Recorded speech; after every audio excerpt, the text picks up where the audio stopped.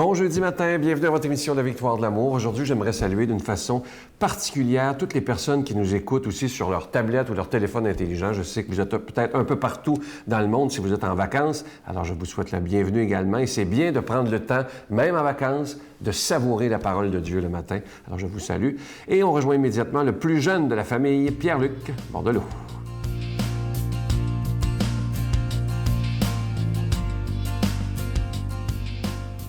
Bon matin de Dieu à vous, très heureux de vous retrouver ce matin. Et vous allez voir que ce matin, ça prend tout un sens intéressant dans ma chronique aujourd'hui, puisqu'il y a une dame qui m'a écrit et elle m'a suggéré un excellent lieu de sens. En fait, c'est un moment de sens. Elle m'a suggéré une alarme pour Dieu. Vous allez voir, son moment de sens, c'est le premier regard qu'elle jette sur le jour. Alors, je trouve ça vraiment, vous allez voir, je vais vous expliquer, c'est vraiment intéressant, un exercice peut-être qui peut vous donner du sens à tous les matins. Elle met une alarme pour se réveiller et ensuite, elle met une alarme pour se lever, qui est très différent. D'abord, une alarme pour Dieu, je trouve ça intéressant, sur son cadran, elle fixe un temps, j'imagine que, mettons, 6 heures le matin, et c'est simplement un temps où ça va la réveiller pour qu'elle consacre ce moment-là à rendre grâce à Dieu. Se rendort, et la deuxième alarme qu'elle a fixée, c'est possible de le faire sur un cadran, c'est une belle option, et là, elle se lève, elle sort de son lit. Je trouve ça vraiment intéressant. Évidemment, elle m'explique adéquatement ce qu'elle fait avec ce moment-là, mais je pense qu'on peut prendre ce moment-là et en faire ce qu'on veut dans notre quotidien. Je ne sais pas si vous faites ça, est-ce que vous réussissez à convertir, on va dire ça comme ça, des choses plates du quotidien en moments de consécration pour Dieu? Je trouve que c'est un excellent exemple ici qu'elle nous offre. Mettez une alarme le matin, simplement pour vous rappeler de rendre grâce à Dieu, de vous prêter vie, de vous donner toute la valeur de cette journée, de vous rappeler à quel point vous êtes béni et que vous pouvez rendre les autres heureux, en fait, avec votre contact. Alors ça, je trouve ça intéressant. Et en plus, elle faisait vraiment une distinction entre se réveiller, donc s'éveiller à nouveau, et se lever, sortir du lit. Alors ça, je trouve ça vraiment intéressant parce que c'est vrai que l'éveil et le lever, c'est deux images très parlantes, deux images de foi vraiment intéressantes. Moi, je ne sais pas pour vous, mais à chaque fois que je vais manger, au moment où je me rends compte que je mange et que c'est bon, c'est souvent très bon, il y a un moment là où je rends grâce à Dieu parce que je suis chanceux. Lorsque je pratique des sports, je me rends compte à quel point je suis chanceux d'être mobile, je suis chanceux de prendre l'air, je suis chanceux d'avoir la vie en moi, la vigueur qu'il faut. Il n'y en a peut-être pas qui ont cette chance-là, mais vous assistez à un spectacle, vous êtes dans un moment de votre quotidien ou de votre routine, et tout à coup, ça devient un moment où vous rendez grâce à Dieu grâce à ce moment-là. Moi, en tout cas, je vais continuer à le faire dans mes moments de routine. Mais là, je vous le dis, à chaque fois que je vais me lever, je ne sais pas si je vais mettre une alarme, mais je vais rendre grâce à Dieu de me prêter vie à nouveau, de sonner l'alarme de Dieu en moi pour donner du sens à ma vie et à celle des autres. Notre Père qui es aux cieux, que ton nom soit sanctifié, que ton règne vienne, que ta volonté soit faite sur la terre comme au ciel. Donne-nous aujourd'hui notre pain de ce jour. Pardonne-nous nos offenses comme nous pardonnons à ceux qui nous ont offensés. Ne nous laisse pas entrer en tentation, mais délivre-nous du mal, car c'est à toi qu'appartient le règne, la puissance et la gloire pour les siècles des siècles. Amen. La Victoire de l'amour vous invite à sa retraite spirituelle dans le centre du Québec les 7, 8 et 9 octobre 2016, sous le thème « Le nom de Dieu et miséricorde ». Venez vivre des moments de ressourcement inoubliables en compagnie de l'abbé Éloi Giard, Pierre-Luc Bordelot, Sœur Angèle, Sylvain Charon, Brigitte Bédard, Miguel Padilla, avec la présence exceptionnelle de Franck Nicolas, conférencier reconnu mondialement, qui nous enseignera sur l'importance du pardon. À l'hôtel et suite Le Dauphin à Drummondville. Réservé au 514-523-4433 ou sans frais 1-888-811-92-91. Venez vivre une expérience de libération intérieure inoubliable pour être enfin libre.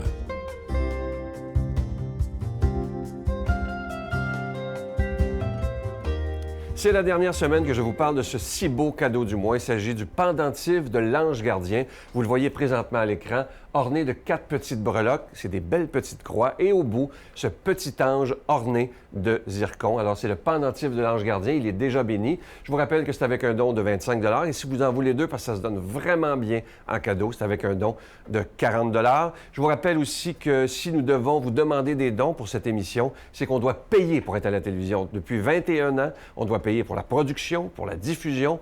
Mais ce que je trouve extraordinaire, c'est que depuis plus de 21 ans, des milliers de personnes ont décidé de se donner la main afin qu'on puisse annoncer ce Jésus qui est prince de la paix dans un monde où il y a tellement de violence. Alors, si vous croyez qu'on doit annoncer ce Jésus qui est le prince de la paix, merci de nous aider. Et je m'adresse aussi à ceux qui n'ont jamais donné. Merci de faire votre part parce que vous êtes très nombreux à écouter. Alors, merci. Si chacun fait un petit geste, on va être là encore des dizaines et des dizaines d'années. Je vous rappelle aussi que la nouveauté, maintenant, nos bureaux sont ouverts du lundi au jeudi, de 7 h le matin à 3 h l'après-midi. Je vous donne l'adresse. La Victoire de l'Amour, casier postal 120, succursale Boucherville à Boucherville, le J4B 5E6, également par téléphone, par carte de crédit, dès ce matin à 7 h, donc du lundi au jeudi, dans le 514-523-4433, 523-4433 ou sans frais, le 1-888-811-9291, 1-888-811-9291 et aussi sur notre site Internet, le www.lavictoiredelamour.org. Je vous rappelle, on est ouvert du lundi au jeudi de 7 h à 3 h.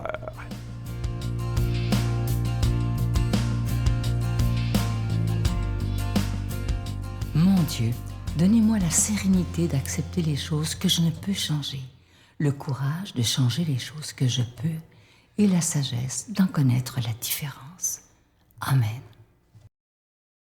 La proclamation de la parole de Dieu, cette parole qui peut tellement changer nos vies si on décide de la vivre et d'y croire totalement. Aujourd'hui, elle est proclamée par l'abbé Daniel Gilbert.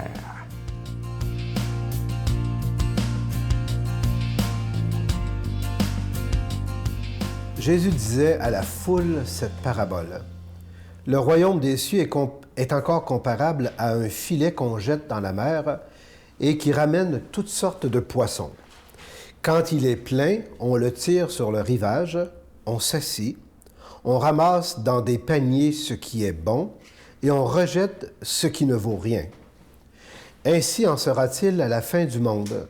Les anges viendront séparer les méchants des justes et les jetteront dans la fournaise.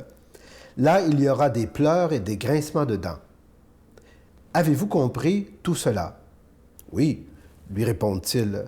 Jésus ajouta, « C'est ainsi que tout scribe devenu disciple du royaume des cieux est comparable à un maître de maison qui tire de son trésor du neuf et de l'ancien. » Jésus acheva ainsi de proposer des paraboles, puis il s'éloigna de là. Acclamons la parole de Dieu. Alors, bon matin à tous et à toutes. C'est toujours un plaisir de vous retrouver en plein cœur de l'été où nous pouvons profiter de la belle saison pour aller peut-être sur le lac pour faire une petite expédition de pêche, par exemple, comme on le voit dans l'Évangile ce matin, hein, puisqu'il est question de pêche et de poissons. Hein, une bonne pêche, semble-t-il, qu'ils ont fait. Il y en a des chanceux, il y en a des moins chanceux, mais là, ils sont chanceux un matin. Là. Alors, à travers une petite parabole, Jésus nous parle du royaume. C'est ça qu'il faut garder toujours en vue. Hein? Et Jésus compare le royaume de Dieu à un filet qu'on jette à la mer pour prendre du poisson. Des fois, je pense à ça, je me dis, ouais, c'est une drôle d'image, ça, quand on y pense. Hein? C'est comme si on avait l'impression d'être pris au piège du royaume là, dans un gros filet. Hein? Bon, pourtant, Jésus veut nous faire comprendre le mystère de l'amour de Dieu qui nous fait entrer dans ce royaume-là. Il faut se rappeler que Jésus a déjà dit à Pierre qu'il fera de lui un pêcheur d'hommes. Voyez-vous, là, il y a une clé ici. Là. Être un pêcheur d'hommes, ça veut dire sortir l'être humain de ce qu'il enfonce vers les bas-fonds de la mer. Et vous savez, la mer est toujours représentée dans la Bible comme le lieu des forces maléfiques, hein, d'où nous devons sortir pour retrouver l'équilibre dans nos vies. C'est intéressant cette image parce qu'on parle beaucoup aujourd'hui de l'inconscient, par exemple, de la psychologie des profondeurs.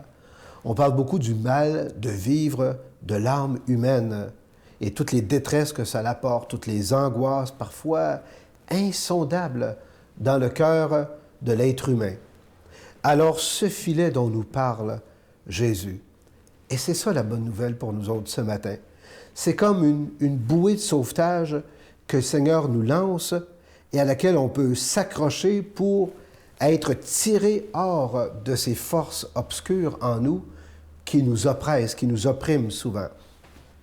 Vous savez, c'est comme si le Seigneur nous dit que le royaume de Dieu, c'est un processus de guérison qui nous permet de faire un ménage en nous et de sortir ce qui est mauvais, de ce qui empoisonne et de ce qui emprisonne notre vie, mais pour garder, par exemple, le meilleur, seulement ce qui nous fait vivre, ce qui est bon, puis ce qui nous apporte la paix, la confiance, la joie de vivre, etc. Et l'Évangile nous révèle ceci ce matin. Ce qui est méchant en nous, un jour, va être jeté au feu éternel. Puis là, on s'imagine toutes sortes d'images, là, hein? Mais il ne faut pas craindre ce feu éternel, parce qu'on sait que le feu dont Jésus nous parle, c'est le feu de l'amour de Dieu, qui consume en nous ce qui nous fait mourir, hein, ce qui nous perd, ce qui nous opprime, et le remplace par ce qui nous fait vivre. Puis si on n'a pas le temps de le faire ici-bas, bien, on va le faire dans l'éternité, ça, hein, ce grand ménage-là. Comprenez-vous cela? Hein? Jésus pose la question à ses disciples ce matin. Hein? Mais si on est capable de répondre, nous autres aussi, oui, eh bien, c'est ce qui nous permet d'accéder, dans le fond, à cette bonne nouvelle de la libération que le Seigneur il veut nous donner ce matin dans ces filets du royaume. Et même les scribes, bon, qui l'écoutent, mais qui ne semblent pas comprendre, hein, ils peuvent tirer, eux autres aussi, un trésor à partir de leur connaissance qu'ils ont de Dieu, s'ils accueillent le nouveau de l'Évangile, de la bonne nouvelle, hein, le nouveau du royaume de Dieu. Et c'est ça qu'on a à faire, nous autres aussi. On connaît des choses de Dieu, on a appris des choses de Dieu, des fois, qu'il faut convertir, il faut transformer, toujours avec le nouveau de l'Évangile. La parole du Seigneur est toujours une parole qui décape, hein, et qui nous permet de retrouver toujours cette belle foi en ce Seigneur qui nous veut du bien et qui il nous aime.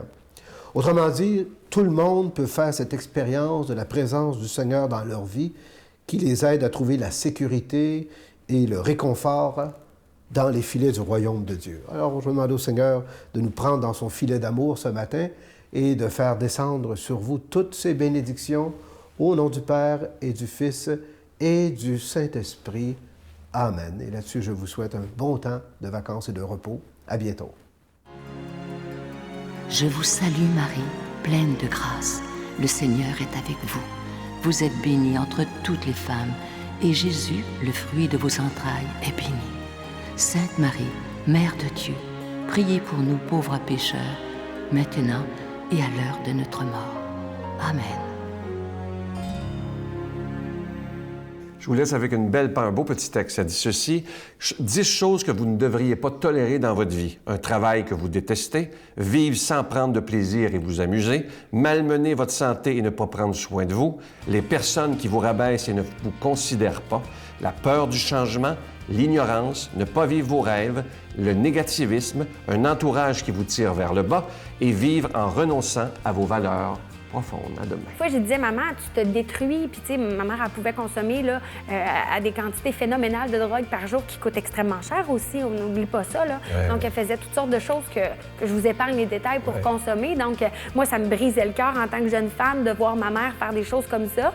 Elle se ramassait dans des situations pas possibles. Écoute, je pourrais écrire 4 livres. Là.